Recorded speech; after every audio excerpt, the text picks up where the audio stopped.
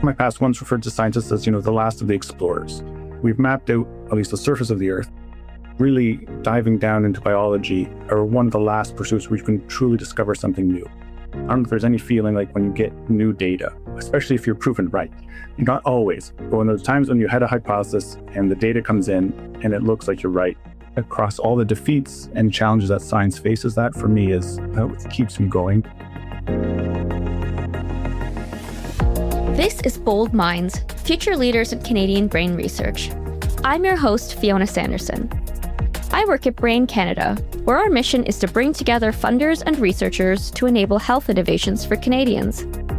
The Future Leaders program is made possible thanks to an anchor gift from the Azrieli Foundation and matched by Brain Canada through the Canada Brain Research Fund. Come along with me as we journey into the bold minds and labs of researchers who are redefining our understanding of the brain.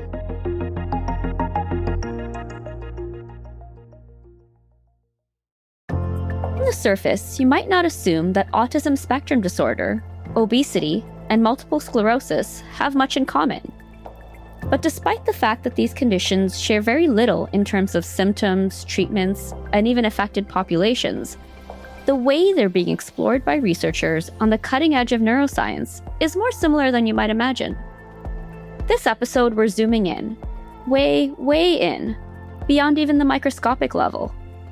Some brain disorders hide in the smallest details of our genetic and protein code. So today I'm talking to researchers using tools like next-generation sequencing and proteomics to unravel these hidden codes and open new paths to treatment. This is Bold Minds.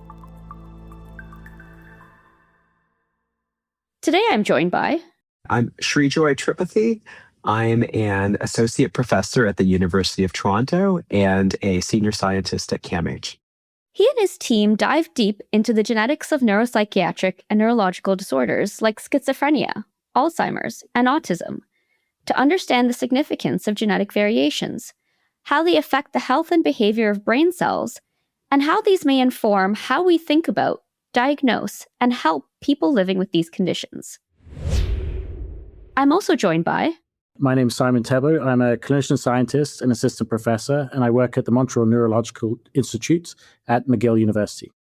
He and his team are investigating how the immune system contributes to tissue injury and repair of the central nervous system in multiple sclerosis, and developing and testing biomarkers to enable earlier detection and precision medicine approaches to treat people living with MS.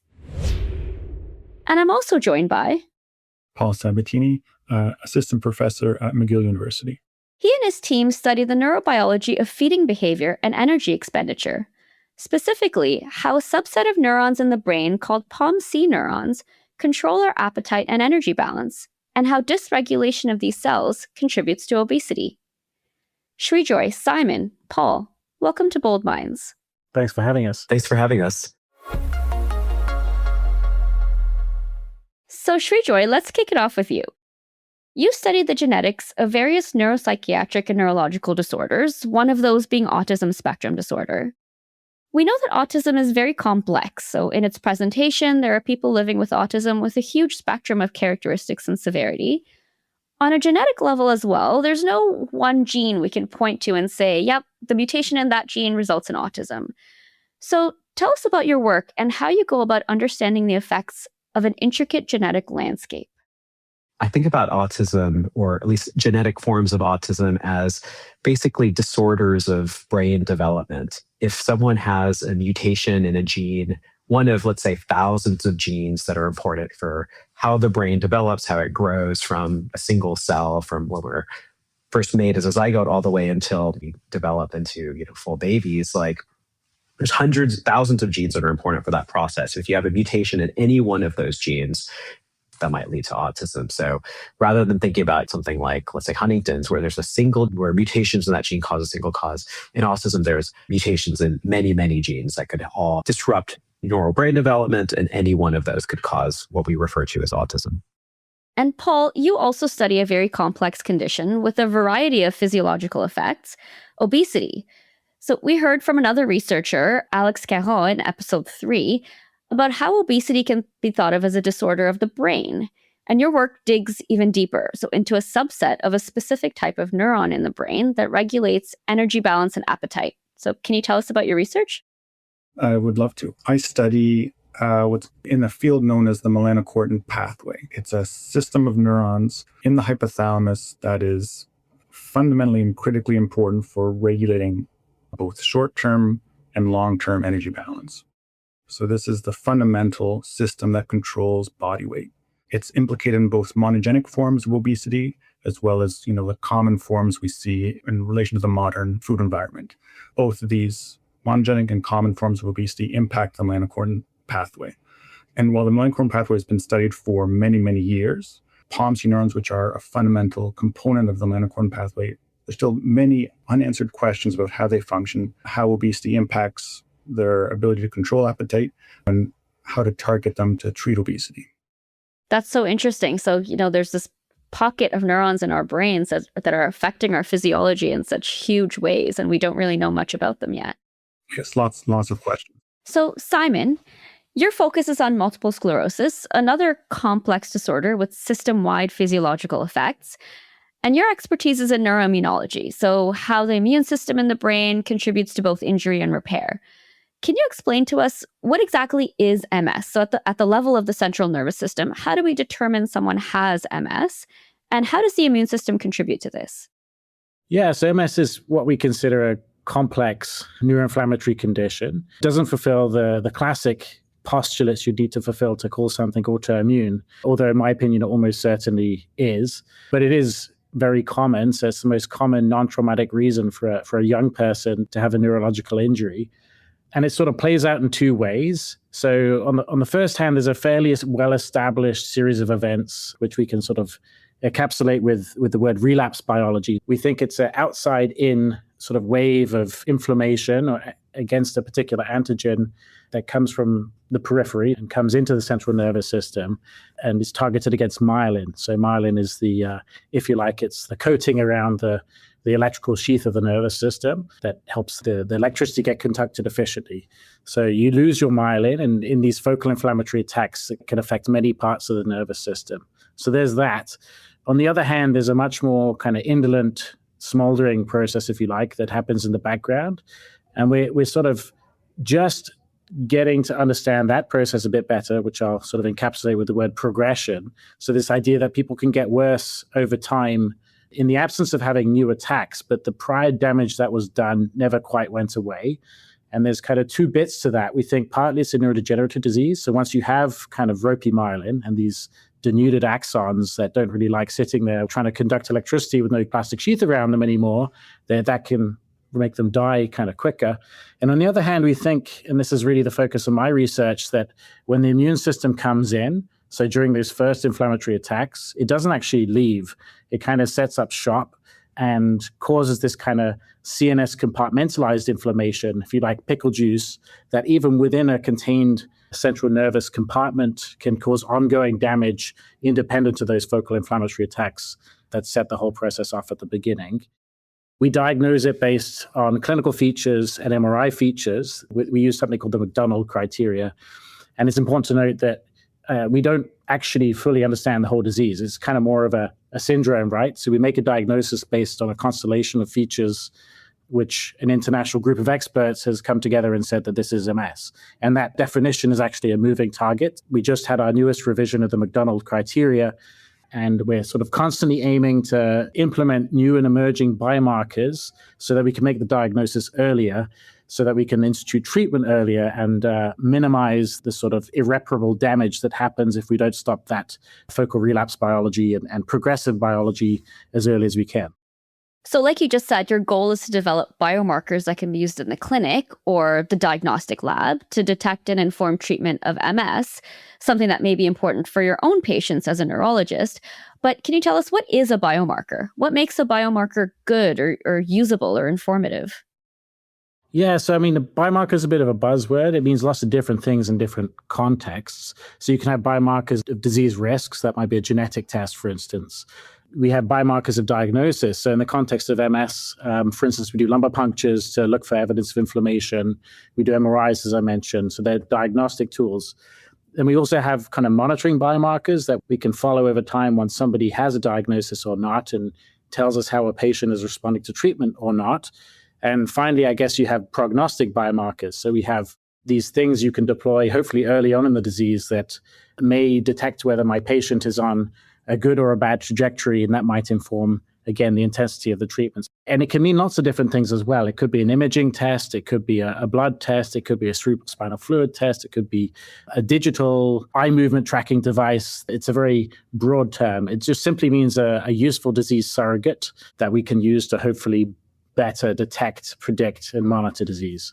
Simon, may I ask, is it somewhat well established now that MS is caused by a prior incident of Epstein-Barr virus, basically getting mono? Yeah. Would you agree with that? No, I do. And that's a major focus of my lab, actually. So, there's been more than 40 years of research on the role of Epstein-Barr virus in multiple sclerosis. I think it's safe to say at this point that EBV, or Epstein-Barr virus, is a necessary but insufficient risk factor for the subsequent development of MS.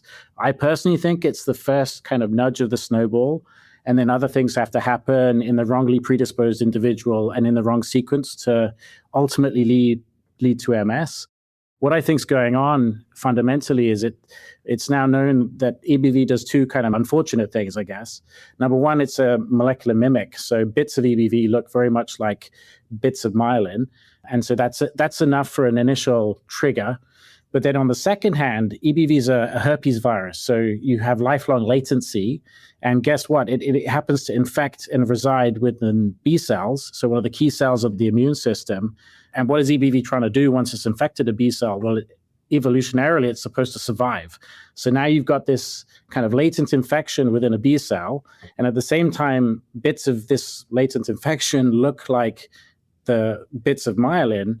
And I think that setup is probably what ultimately leads to MS. The big question remains, why do most people get infected with EBV, 95% of the normal population, but only a very small percentage end up with multiple sclerosis? And I think that's probably down to sort of things like genetics and bad luck, quite frankly.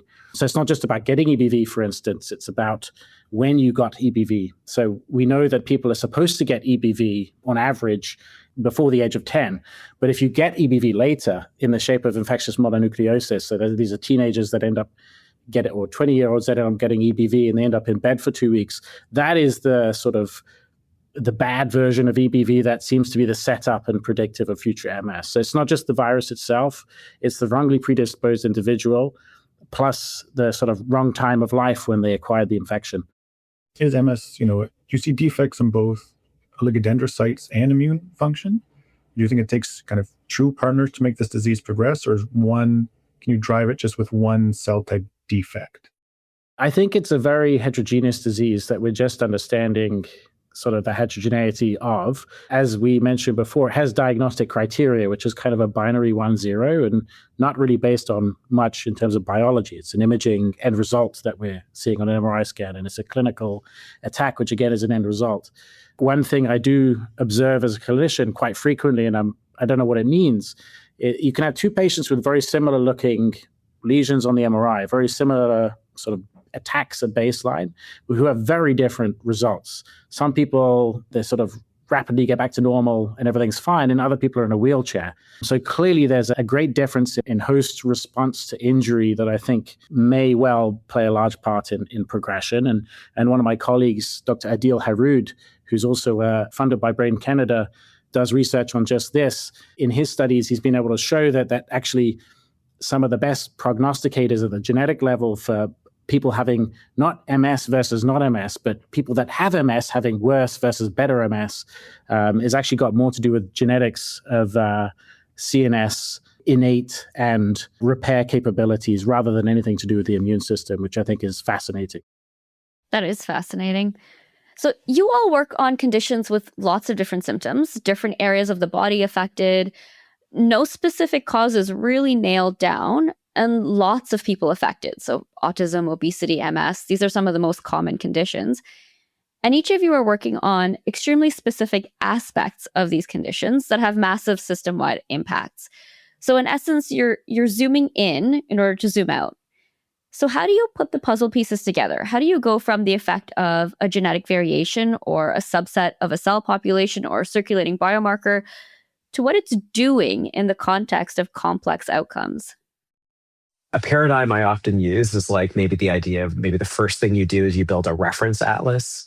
And so reference atlases kind of work in many ways, like you have a map of the world and a map of a city. And once you have that map, you kind of decide where you want to go. And so in my project that's funded by Brain Canada, we're trying to make a reference atlas of different mRNAs expressed by neurons as they develop.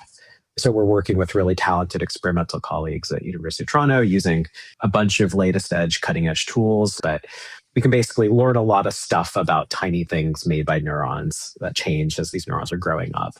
And so then we now have this really great resource. So we know, okay, well, this part of the genome is being transcribed into RNA, and that seems important as neurons undergo this transition from baby neurons all the way to grown-up neurons in a dish.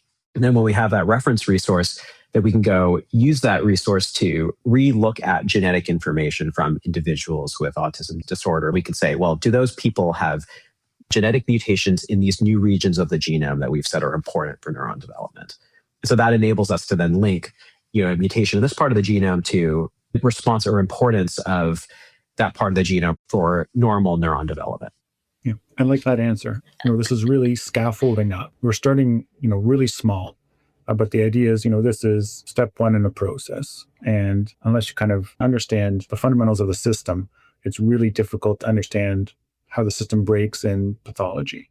I see things a little bit differently where, as a clinician, understanding biology is obviously the end goal. And at the end of the day, the perfect biomarker is going to be the thing that explained the biology. And that's probably the perfect treatment target often as well. But sometimes that level of understanding is maybe unrealistic. And I think, at least in my field, where we've had some great advancements over the last couple of decades, many of those things have kind of happened by accident. We then realize by reverse translation what is actually going on. So, for instance, in MS, the most efficacious treatments right now happen to work against CD20, which is a B-cell targeting and monoclonal antibody. We used to think it was a T-cell disease, but only when we started doing trials on B-cells did we realize how important they were. So if we can then take a bigger picture approach and then, okay, well, what's working, what's not working, what can we first hypothesize and then reverse engineer, if you like, from those data sets that are often collected in the context of a clinical trial to inform on the biology and maybe stumble upon a useful biomarker or treatment target as we go. So we can really drill into what this given patient in front of me is. And I think that's really the dream, at least for me, is to have tools available that don't rely on this one receptor or this one marker or this one cell type in particular, but synthesize that data, perhaps in a data-driven manner, to provide the best synopsis at the level of the biology, which is informed by the outcomes we're able to measure in the context of clinical care.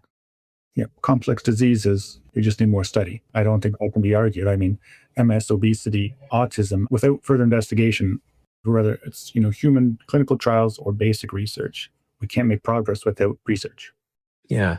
One thing kind of maybe maybe Fiona mentioned that's shared among our projects is maybe the use of somewhat unbiased techniques, like in my case, studying all of the genes in the genome as opposed to having to pre-decide which one are you going to study and kind of investing in that. And it seems like we probably all use high throughput methods to some degree in our work, I would probably guess. The low throughput method is you measure one thing, you get one result. A high throughput method enables you to measure many, many things at once. That enables you to study a lot of things at once and then focus in on the things that probably matter. And I think that's really important and valuable. I think that's very much a theme of this era of science. And so we know that often a myopic view of complex disease is needed in order to unravel that complexity. Maybe that's coming from top down or bottom up. But as we talk about how you go from that zoomed in view to understanding the bigger picture, now I want to go kind of in the reverse direction and ask you what led you down this path or towards these specific approaches that you're now using. For me, it's like maybe a love of data and a love of using computers and computational automation to answer important questions, and also wanting to do a lot of different things. I think that that's part of how I ended up here. And I think we're very much in an era of big data, and that suits my personality really well. I love having massive new data sets out of latest, greatest technologies, and I love exploring them. AI is this really amazing tool. I think it's this really amazing tool that just accelerates that process 10 or 100 fold. Paul, what do you think? So I agree. I mean, that drive for discovery, it's like an animating thing for me. Right now, this project we're really excited about, it's kind of a two-pronged approach of both new biology, but also tool development. And we're hoping that the tool development will facilitate this new biological insight, but we also hope the tools will be useful for other neuroscientists doing basic research. This is kind of what's really driving me right now. From the very beginning, I knew I was always interested in neuroscience. On the one hand, in immunology. I even sort of remember the first few days of medical school, those being my favorite things, which is a bit weird because most people hate those topics. So there was interest from the beginning. And then when I actually became a clinician and started focusing on neuroimmunology, realized how much sort of hope there is. So we made a lot of progress actually in my field in the last couple of decades, but still how much there is still to go. And you look at what is possible in the lab and then what is actually done in the clinic, and it is a huge gulf. Even if in my career I could bring 10% of that magic that we're already able to do into the lab and make it clinically applicable, that would be a career success. And I think the final thing for me has actually been opportunity and mentorship. I've had some kind of great people along the way that I definitely wouldn't have been able to get here without. So I think it's a combination, So interest, having a good question to ask, and then having some people that we're able to stand on the shoulders of to make it happen. So you all work on understanding the key processes happening within the cells of our brain that have downstream, multi-symptom, multi-system effects. And the ultimate goal is really to help people, right? To help the people living with these conditions live better, healthier, longer, happier lives. And I mentioned earlier that these are some of, the most common conditions. So what does it mean to you to work on something where the long-term effects of your findings could really make an actual difference in many lives? I mean, I've been told I should do a podcast on being a clinician scientist because, it sounds really cool. And it is in many, many ways. I get to wear multiple hats and do different things. And one time I'm at a conference, and the next minute I'm in a clinic, and the next minute I'm down at the lab, and now I'm pitching something to the government to try and get a test implemented. And that's really cool. But at other times, it also feels like having multiple jobs at once, which is harder and certainly harder in the early career side, especially for clinician scientists. It's not a path to be taken lightly. You definitely got to have a lot of, as one of my mentors would say, a lot of fire in the belly to push it through and succeed. And I think I'm lucky enough to really work on that divide where on the one hand, I work on patient material, and my actual patients in my clinic become my research participants. And we've already had a few kind of success stories of, say, biomarkers we've been able to innovate or at least contribute to the innovation of, and that are now being routinely used in clinical care. So it's kind of really neat to be able to see things that you feel like you contributed to, even in a small way, and then see that actually play out amongst patients. And that can even happen in a fairly short-term basis. So that's probably what I love about my job the most. One thing I really appreciate getting with my role at CAMH is I'm often involved to sort of speak to the public and advocate for research happening at the hospital being important. And one thing I've learned from that is that just doing research on the brain and doing research on mental health is important because it illustrates that mental health, it's not just in your head, it's in your brain, and it's mental health and problems of the mind are brain problems, they're real. And I think that's very validating, and it can be very powerful for people and families whose lives have been impacted by mental health. I mean, I was thinking along those similar lines that having interacted with people who live with obesity, there's, I'd say, still an enormous stigma around living in a larger body. And this idea that obesity is a chronic disease is maybe starting to change, but still not widely accepted by many people or even governments. Just showing that there's basic biology behind obesity and body weight, and this is not an issue of willpower or lack of effort. I hope to be one of my contributions, as well as many other people doing the same work. You guys all kind of touched on this, and I don't have to tell you, but research is hard. So science by its very nature is asking questions that you don't yet have answers to. So sometimes your hypothesis is right, it's wrong, it leads you to other questions. Sometimes your methods work, sometimes they don't. Sometimes you don't even have the tools you need, and you have to build them from scratch. So what fuels you? Like, what drives you to keep going even when you hit roadblocks? Like for me, it's the possibility of discovery, the possibility of discovering something new that I didn't know yesterday. Yeah. One of my past ones referred to scientists as, the last of the explorers. We've mapped out at least the surface of the Earth. Really diving down into biology are one of the last pursuits where you can truly discover something new. It's really cool. I mean, I don't know if there's any feeling like when you get new data, especially if you're proven right. Not always, but when there's times when you had a hypothesis and the data comes in and it looks like you're right. I think that's across all the defeats and challenges that science faces, that for me is what keeps me going during those leaner times. Yeah, I think I don't know. I'm going to attempt to quote Winston Churchill. He said something along the lines of, success is going from failure to failure and keep getting up again. And that's certainly been my experience, that there's definitely a lot of failure and you've got to be okay to fail fast and move on.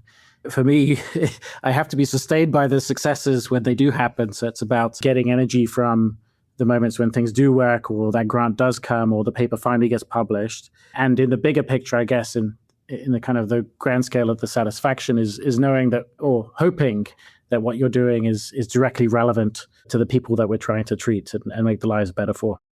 I think that's just very well said and an incredible note to leave off on. So thank you so much for joining us, Srijoy, Simon, Paul. Thank you for chatting with me today, and to all of our listeners. Thank you for joining us on Bold Minds. Thanks, Fiona. Bold Minds is a Brain Canada production with support from the Azrieli Foundation. Our executive producers are Jillian Donnelly and Kate Shingler. Our lead producer is Jess Schmidt, with editing by Morgane Champret. Thanks for listening. If you enjoyed this episode, we'd appreciate it if you could send it to a friend. If you want to learn more about Brain Canada and our Future Leaders program, please visit our website at braincanada.ca.